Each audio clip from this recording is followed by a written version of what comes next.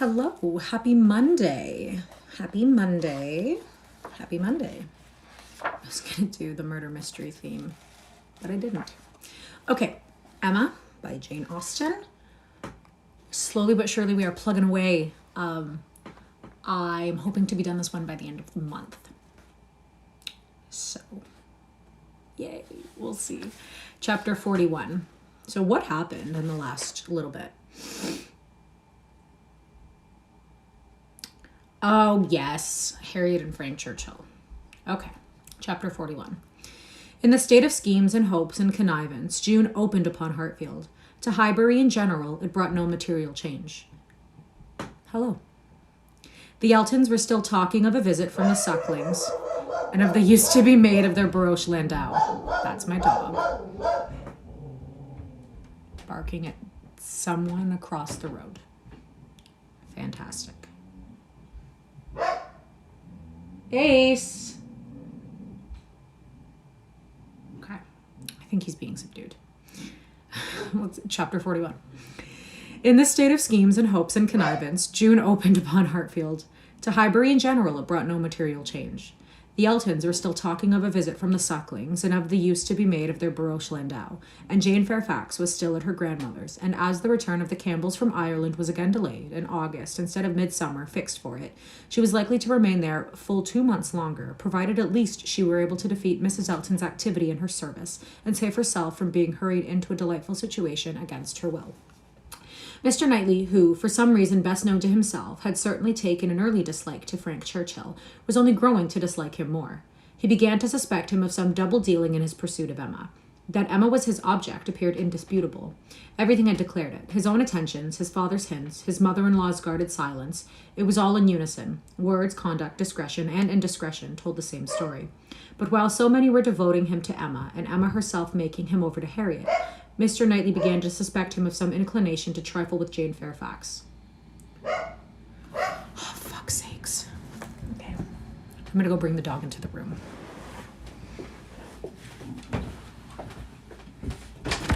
Ace, come here. What the problem is, buddy?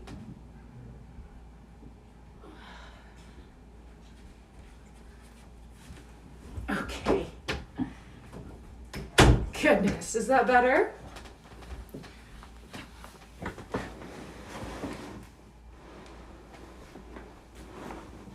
What a fucking mess. What a Monday. Yeah, there he is. AC. Yeah, he's grumpy now. Okay. Mr. Knightley began to suspect him of some inclination to trifle with Jane Fairfax.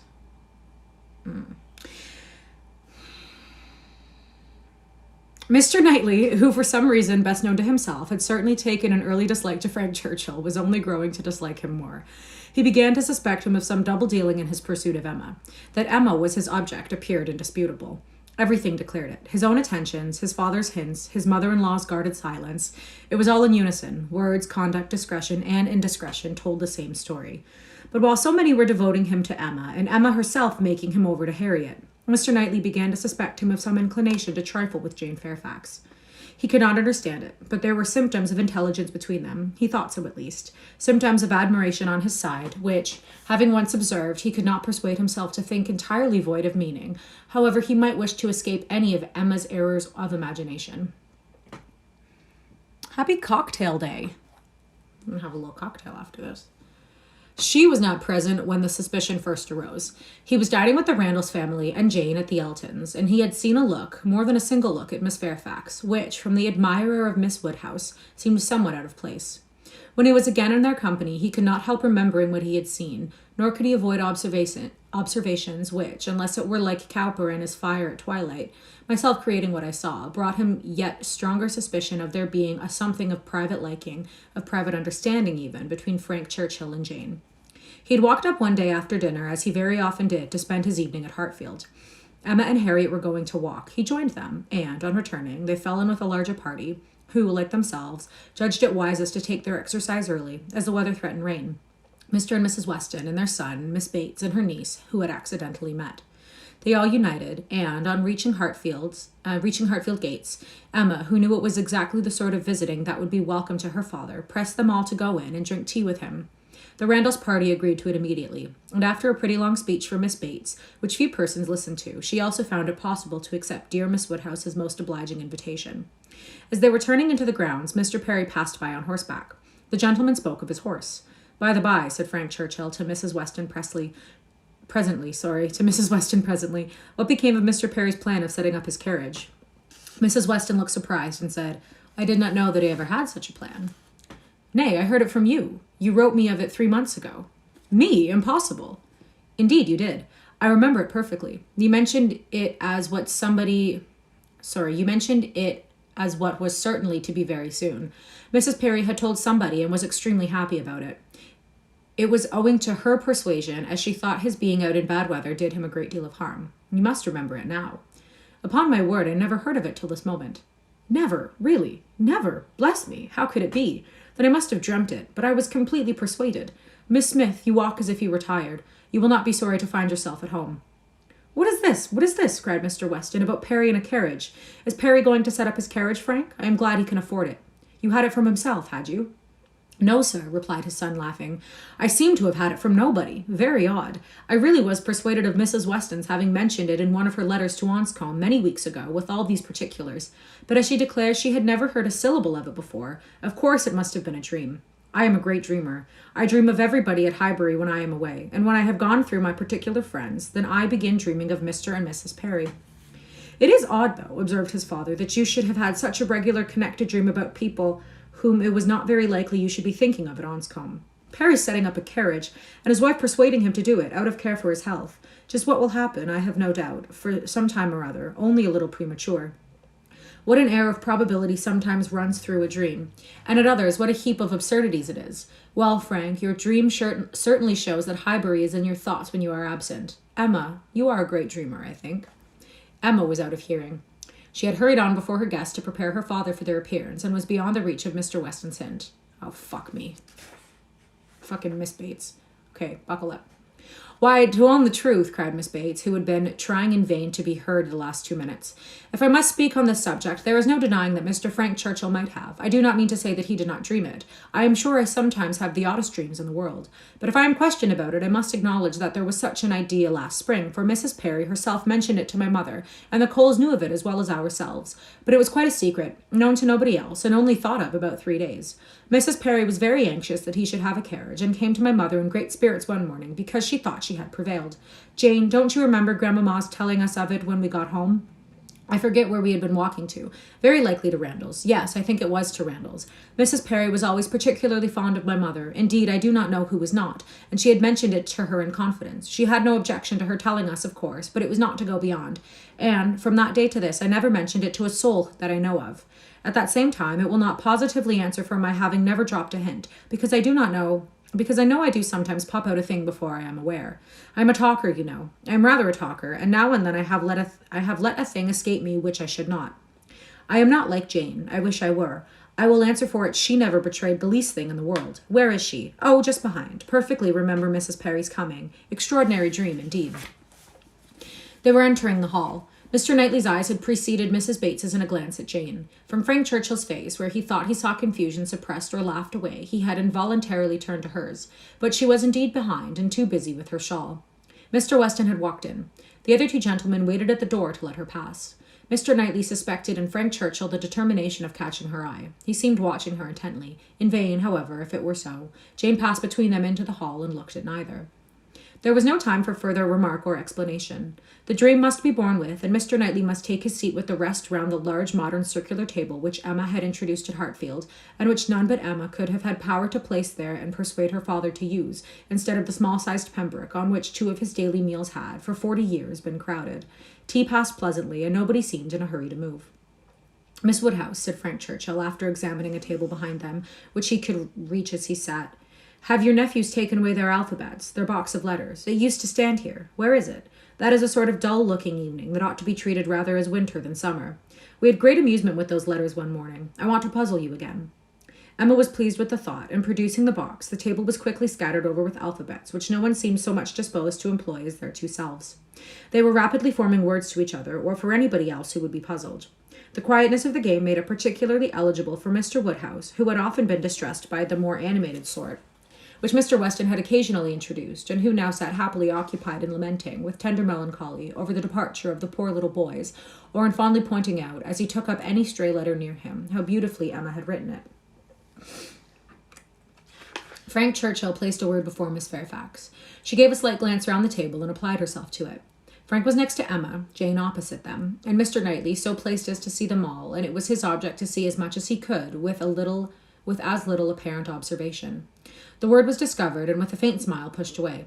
If meant to be immediately mixed with the others and buried from sight, she should have looked on the table instead of looking just across, for it was not mixed, and Harriet, eager after every fresh word, and finding out none, directly took it up and fell to work. She was sitting by Mr. Knightley, and turned to him for help. The word was blunder, and just as Harriet exultingly proclaimed it, there was a blush on Jane's cheek which gave it a meaning not otherwise ostensible. Mr. Knightley connected it with the dream, but how could it all be was beyond his comprehension. How the delicacy, the discretion of his favourite could have been so lain asleep. He feared there must be some decided involvement.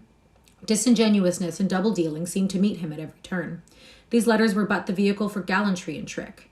It was a child's play, chosen to conceal a deeper game on Frank Churchill's part. With great indignation, he did continue to observe him, with great alarm and distrust, to observe also his two blinded companions. He saw a short word prepared for Emma, and given to her with a look sly and demure. He saw that Emma had soon made it out, and found it highly entertaining, though it was something which she judged it proper to appear to censure, for she said, "Nonsense, for shame." He heard Frank Churchill next say, with a glance towards Jane, "I will give it to her, shall I?" and as clearly heard Emma opposing it with eager laughing warmth. "No, no, you must not. You shall not, indeed." It was done, however. This gallant young man, who seemed to love without feeling, and to recommend himself without complaisance, directly handed over the word to Miss Fairfax, and with a particular degree of sedate civility entreated her to study it. Mr. Knightley's excessive curiosity to know what this word might be made him seize every possible moment for darting his eye towards it, and it was not long before she saw it to be Dixon. Jane Fairfax's perception seemed to accompany his. Her comprehension was certainly more equal to the covert meaning, the superior intelligence of those 5 letters so arranged. She was evidently displeased, looked up, and seeing herself watched, blushed more deeply than he had ever perceived her, and saying only, "I did not know that proper names were allowed," pushed away the letters with an even angry spirit, and looked resolved to be engaged by no other word that could be offered. Her face was averted from those who had made the attack, and turned towards her aunt. "Aye, very true, my dear," cried the latter, though Jane had not spoken a word. "I was just going to say the same thing. It is time for us to be going indeed. The evening is closing in, and grandmamma will be looking for us. My dear sir, you are too obliging. We really must wish you a good night." Jane's alertness and moving proved her as ready as her aunt had preconceived. She was immediately up and wanting to quit the table, but so many were also moving that she could not get away, and Mr. Knightley thought he saw another collection of letters anxiously pushed towards her and resolutely swept away by her unexamined. She was afterwards looking for her shawl. Frank Churchill was coming also. It was growing dusk, and the room was in confusion, and how they parted, Mr. Knightley could not tell. He remained at Hartfield after all the rest, his thoughts full of what he had seen, so full that when the candles came to assist his observations, he must, yes, he certainly must, as a friend, an anxious friend, give Emma some hint, ask her some question. He could not see her in a situation of such danger without trying to preserve her. It was his duty. "Pray, Emma," said he, "must I ask what lay the great amusement, the poignant sting of the last word given to you and Miss Fairfax? I saw the word, and am curious to know how it could be so very entertaining to the one, and so very distressing to the other." Emma was extremely confused. She could not endure to give him the true explanation, for though her suspicions were by no means removed, she was really ashamed of having ever imparted them. "Oh," she cried in evident embarrassment, it all meant nothing, a mere joke among ourselves." "The joke," he replied gravely, "seemed confined to you and Mr. Churchill." He had hoped she would speak again, but she did not. She would rather busy herself about anything than speak. He sat a little while in doubt. A variety of evils crossed his mind. Interference, fruitless interference. Emma's confusion and the acknowledged intimacy seemed to declare her affection engaged. Yet he would speak. He owed it to her to risk anything that might be involved in an unwelcome interference, rather than her welfare, to encourage anything, rather than the remembrance of neglect in such a cause. "My dear Emma," said he at last, with earnest kindness, "do you think you perfectly understand the degree of acquaintance between the gentleman and the lady we have been speaking of?" Between Mr. Frank Churchill and Miss Fairfax? Oh, yes, perfectly. Why do you make a doubt of it? Have you never at any time had reason to think that he admired her, or that she admired him? Never, never, she cried with an almost open eagerness. Never for the 20th part of a moment did such an idea occur to me. And how could it possibly come into your head? I have lately imagined that I saw symptoms of attachment between them, certain expressive looks which I did not mean to be public, I've lately imagined that I saw symptoms of attachment between them, certain expressive looks which I did not believe meant to be public. Oh, you amuse me excessively. I am delighted to find that you can vouchsafe to let your imagination wander, but it will not do. Very sorry to check you in your first essay, but indeed it will not do.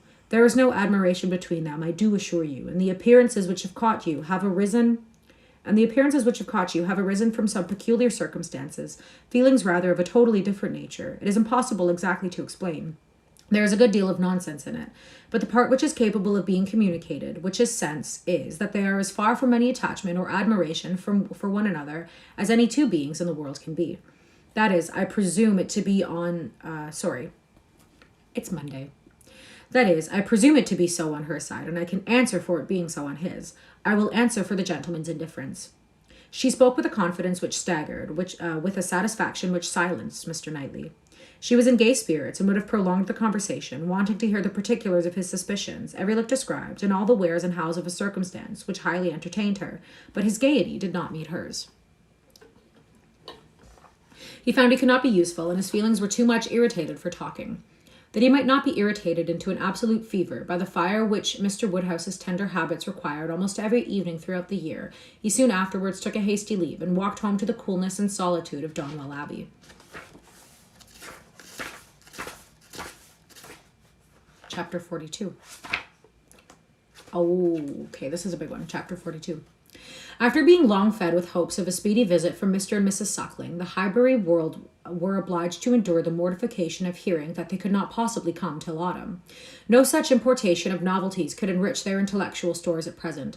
In the daily interchange of news, they must be again restricted to the other topics with which for a little while the Sucklings' coming had been united, such as the last accounts of Mrs. Churchill, whose health seemed every day to supply a different report, and the situation of Mrs. Weston, whose happiness it was to be hoped might eventually be as much increased by the arrival of a child as that of all her neighbours was by the approach of it.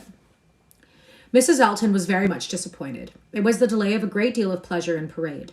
Her introductions and recommendations must all wait, and every projected party be still only talked of. So she thought at first, but a little consideration convinced her that the very thing need not be put off. Why should not they explore to Box Hill though the Sucklings did not come?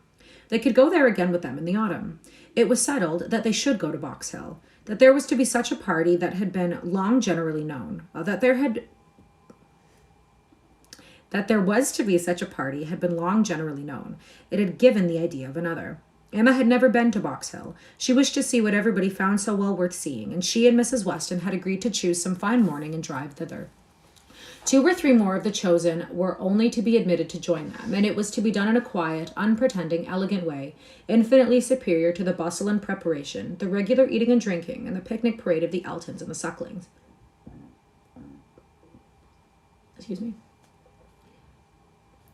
This was so very well understood between them that Emma could not but feel some surprise and a little displeasure on hearing from Mr. Elton that he had been proposing to Mrs. Elton, as her brother and sister had failed her, that the 2 parties should unite and go together, and that as Mrs. Elton had very readily acceded to it, so it was to be, if she had no objection. Now, as her objection was nothing but her very great dislike of Mrs. Elton, of which Mr. Weston must already be perfectly aware, it was not worth bringing forward again. It could not be done without a reproof to him, which would be giving pain to his wife, and she found herself therefore obliged to consent to an arrangement which she could have done a great deal to avoid, an arrangement which would probably expose her even to the degradation of being said to be Mrs. Elton's party. Every feeling was offended, and the forbearance of her outward submission left a heavy arrear due of secret severity in her reflections on the unmanageable goodwill of Mr. Weston's temper. "I am glad you approve of what I have done," said he very comfortably, "but I thought you would. Such schemes as these are nothing without numbers. One cannot have too large a party. A large party secures its own amusement. And she is a good-natured woman after all. One could not leave her without." Alma denied none of it aloud, and agreed to none of it in private. It was now the middle of June and the weather fine, and Mrs. Elton was growing impatient to name the day and settle with Mr. Weston as to the pigeon pies and cold lamb, when a lame carriage horse threw everything into sad uncertainty. It might be weeks, it might only be a few days, before the horse were usable, but no preparations could be ventured on, and it was all melancholy stagnation. Mrs. Elton's resources were inadequate to such an attack. "Is not this most vexatious, Knightley?" cried she. "In such a weather for exploring, these delays and disappointments are quite odious. What are we to do? The year will wear away at this rate, and nothing done. Before this time last year, I assure you, we had a delightful exploring party from Maple Grove to King's Weston." You had better explore to Donwell, replied Mr. Knightley. "That may be done without horses. Come and eat my strawberries. They are ripening fast." If Mr. Knightley did not begin seriously, he was obliged to proceed so, for his proposal was caught at with delight, and the "Oh, I should like it, of all things," was not plainer in words than manner. Donwell was famous for its strawberry beds, which seemed a plea for the invitation. But no plea was necessary. Cabbage beds would have been enough to tempt the lady, who had only wanted to be going somewhere. She promised him again and again to come, much oftener than he doubted, and was extremely gratified by such a proof of intimacy, such a distinguishing compliment as she chose to consider it. "You may depend upon me," said she. "I certainly will come. Name your day, and I will come. You will allow me to bring Jane Fairfax?"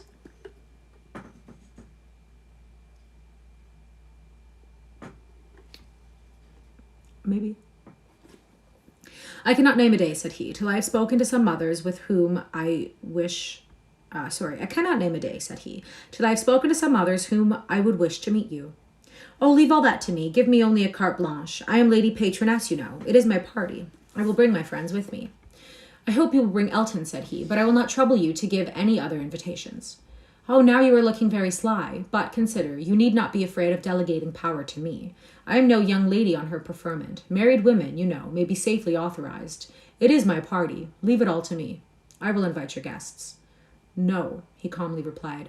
"There is but one married woman in the world whom I can ever allow to invite what guest she pleases to Donwell, and that one is—" "Mrs. Weston, I suppose," interrupted Mrs. Elton, rather mortified. "No, Mrs. Knightley. Until she is in being, I will manage such matters myself." "Oh, you are quite an odd creature," she cried, satisfied to have no one preferred to herself. "You are a humorist and may say what you like. Quite a humorist. Well, I shall bring Jane with me, Jane and her aunt. The rest I leave to you. I have no objections at all to meeting the Hartfield family. Don't scruple. I know you are attached to them. You certainly will meet them if I can prevail, and I shall call on Miss Bates on my way home." "That's quite unnecessary. I see Jane every day. But, as you like. It is to be a morning scheme, you know, Knightley. Quite a simple thing. I shall wear a large bonnet and bring one of my little baskets hanging on my arm. Here, probably this basket with pink ribbon. Nothing can be more simple, you see, and Jane will have such another. There is to be no form or parade, a sort of gypsy party. We are to walk about your gardens and gather the strawberries ourselves and sit under trees, and whatever else you may like to provide. It is to be all out of doors. A table spread in the shade, you know. Everything as natural and simple as possible. Is not that your idea?" "Not quite. My idea of the simple and the natural will have to be the table spread in the dining room. The nature and the simplicity of gentlemen and ladies, with their servants and furniture, I think is best observed by meals within doors. When you are tired of eating strawberries in the garden, there shall be cold meat in the house." "Well, as you please, only don't have a great set-out. And, by the by, can I or my housekeeper be of any use to you with our opinion?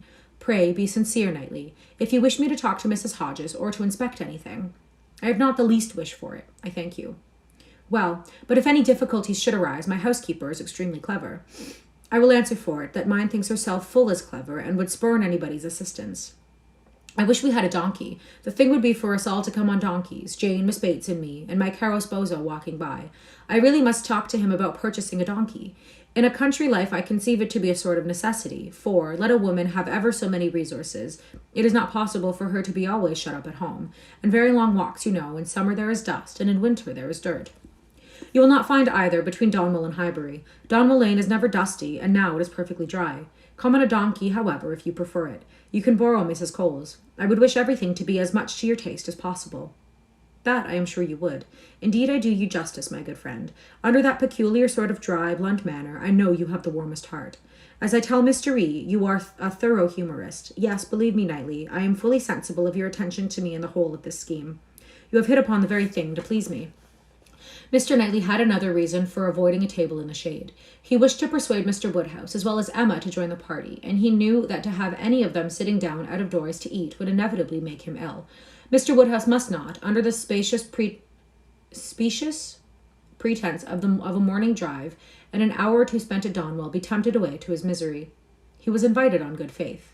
No lurking horrors were to upbraid him for his easy credulity. He did consent. He had not been at Donwell for 2 years. Some very fine morning, he, Emma, and Harriet could go very well, and he could sit still with Mrs. Weston while the dear girls walked about the gardens. He did not suppose they could be damp now in the middle of the day. He should like to see the old house again exceedingly, and should be very happy to meet Mr. and Mrs. Elton and any of his neighbours. He could not see any objection at all to this, to his and Emma's and Harriet's going there some very fine morning. He thought it very well done of Mr. Knightley to invite them. Very kind and sensible, much cleverer than dining out. He was not fond of dining out. Mr. Knightley was fortunate in everybody's most ready concurrence. The invitation was everywhere so well received that it seemed as if, like Mrs. Elton, they were all taking the scheme as a particular compliment to themselves. Emma and Harriet professed very high expectations of pleasure from it, and Mrs. Weston, unasked, promised to get Frank over to join them if possible, a proof of approbation and gratitude which could have been dispensed with. Mr. Knightley was then obliged to say that he should be glad to see him, and Mr. Weston engaged to lose no time in writing and spare no arguments to induce him to come. In the meanwhile, the lame horse recovered so fast that the party to Box Hill was again under happy consideration, and at last Donwell was settled for one day and Box Hill for the next, the weather appearing exactly right. Under a bright midday sun, at almost midsummer, Mr. Woodhouse was safely conveyed in his carriage with one window down to partake of this al fresco party, and in one of the most comfortable rooms in the Abbey, especially prepared for him by a fire all the morning, he was happily placed, quite at his ease, ready to talk with pleasure of what had been achieved, and advise anybody to come and sit down, and not to heat themselves. Mrs. Weston, who seemed to have walked there on the purpose to be tired and sit all the time with him, remained, when all the others were invited or persuaded out, his patient listener and sympathizer. It was so long since Emma had been at the Abbey that as soon as she was satisfied of her father's comfort, she was glad to leave him and look round her, eager to refresh and correct her memory with more particular observation, more exact understanding of a house and grounds which must ever be so interesting to her and all the family. She felt the honest pride and complacency which her alliance with the present and future proprietor could fairly warrant, as she viewed the respectable size and style of the building, its suitable, becoming, characteristic situation, low and sheltered, its ample garden stretching down to meadows washed by a stream, of which the Abbey, with all the old neglect of prospect, had scarcely a sight, and its abundance of timber and rows and avenues, which neither fashion nor extravagance had rooted up. The house was larger than Hartfield and totally unlike it, covering a good deal of ground, rambling and irregular, with many comfortable and one or two handsome rooms. It was just what ought to be, and it looked what it was, and Emma felt an increasing respect for it as the residence of a family of such true gentility, untainted in blood and understanding. Some faults of temper John Knightley had, but Isabella had connected herself unexceptionally. She had given them neither men nor names nor places that could raise a blush. These were pleasant feelings, and she walked about and indulged them till it was necessary to do as the others did and collect round the strawberry beds. The whole party were assembled, excepting Frank Churchill, who was expected every moment from Richmond, and Mrs. Elton, in all her apparatus of happiness, her large bonnet and her basket, was very ready to lead the way in gathering, accepting, or talking. Strawberries, and only strawberries, could now be thought or spoken of. No, I have not. Night in the Panther's Skin. I have not read that. I will add it to my list. Thank you. The best fruit in England, everybody's favorite, always wholesome. These the finest beds and finest sorts. Delightful to gather for oneself, the only way of really enjoying them. Morning decidedly the best time, never tired, every sort good. Hot boy infinitely superior. No comparison. The others hardly eatable. Hot boys very scarce. Chili preferred. Whitewood finest flavor of all. Price of strawberries in London. Abundance about Bristol. Maple Grove. Cultivation. Beds when to be renewed. Gardeners thinking exactly different. No general rule. Gardeners never to be put out of their way. Delicious fruit. Only too rich to be eaten much of. Inferior to cherries. Currants more refreshing. Only objection to gathering strawberries. The stooping. Glaring sun. Tired till death. Could bear it no longer. Must go and sit in the shade. Such, for half an hour, was the conversation, interrupted only once by Mrs. Weston, who came out in her solicitude after her son-in-law to inquire if he were come, and she was a little uneasy. She had some fears of his horse. Seats tolerably in the shade were found, and now Emma was obliged to overhear what Mrs. Elton and Jane Fairfax were talking of. A situation, a most desirable situation, was in question. Mrs. Elton had received notice of it that morning and was in raptures. It was not with Mrs. Suckling, it was not with Mrs. Bragg, but in felicity and splendor it fell shortly only of them, and it was with a cousin of Mrs. Bragg, an acquaintance of Mrs. Suckling, a lady known at Maple Grove. Delightful, charming, superior, first circles, spheres, lines, ranks, everything, and Mrs. Elton was wild to have the offer closed with immediately. On her side, all was warmth, energy, and triumph, and she positively refused to take her friend's negative, though Miss Fairfax continued to assure her that she would not, at present, engage in anything, repeating the same motives which she had been heard to urge before. Still, Mrs. Elton insisted on being authorized to write an acquiescence by the morrow's post. How Jane could bear it all was astonishing to Emma. She did look vexed. She did speak pointedly, and at last, with a decision of action unusual to her, proposed a removal. Should not they walk? Would not Mr. Knightley show them the gardens, all the gardens? She wished to see the whole extent. The pertinacity of her friend seemed more than she could bear.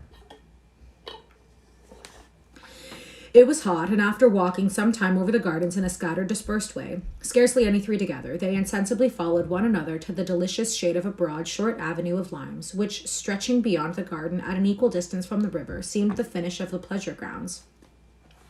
It led to nothing but a view at the end over a low stone wall with high pillars, which seemed intended, in their erection, to give the appearance of an approach to the house which never had been there.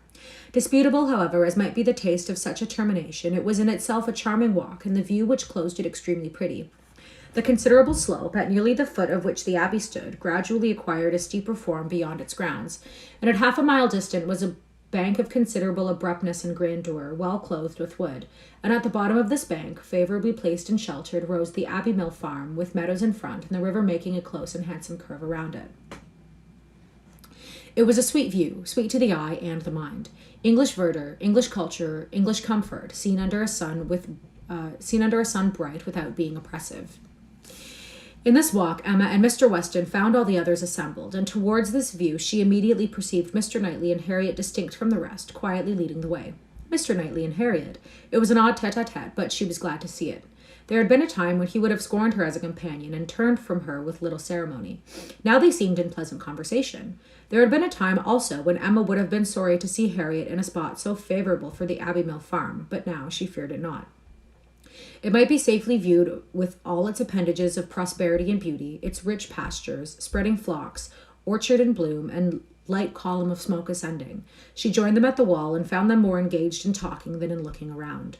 He was giving Harriet information as to modes of agriculture, etc., and Emma received a smile which seemed to say, "These are my own concerns. I have a right to talk on such subjects without being suspected of introducing Robert Martin."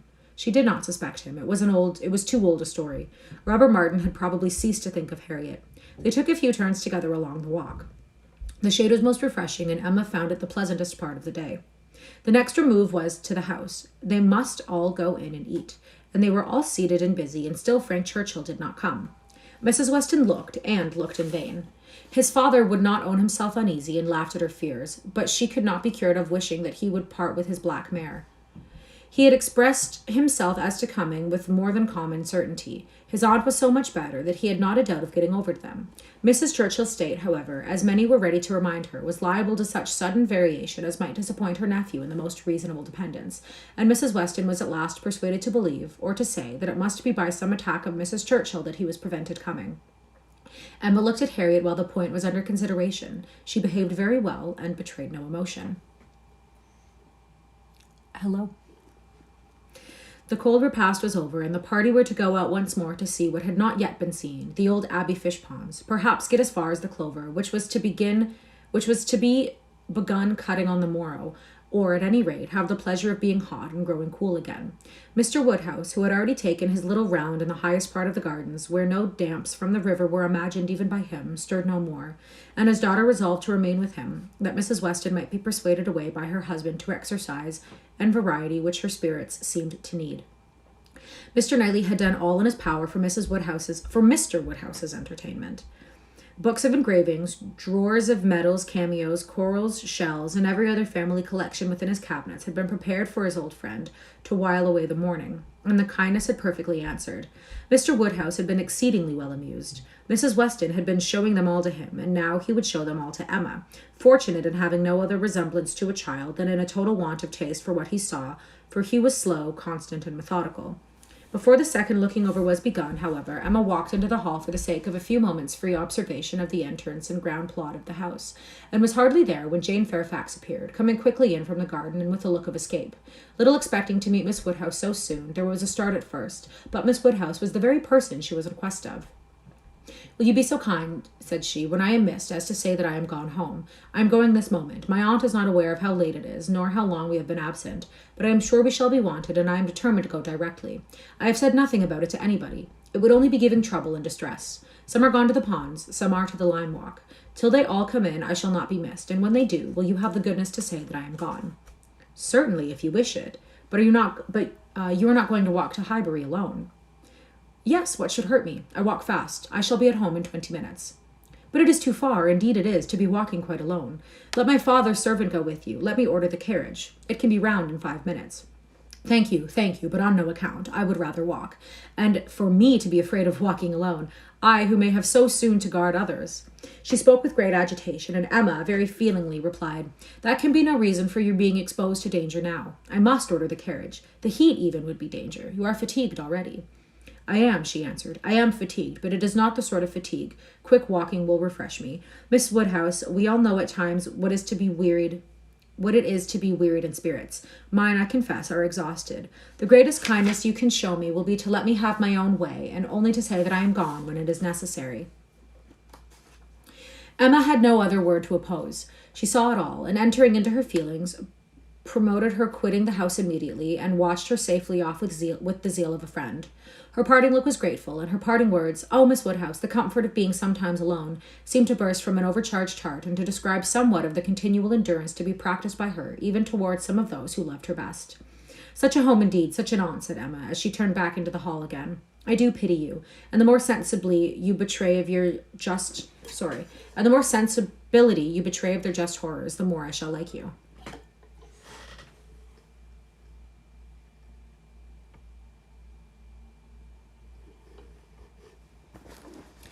The book is like our national treasure. I don't know how good it is in translation, but here in Georgia, the entire book is written perfectly and every word rhymes. That is Night in the Panther's Skin. Okay, thank you. I'm going to check that out. Also, hi in Georgia. Wow, hi. That's crazy.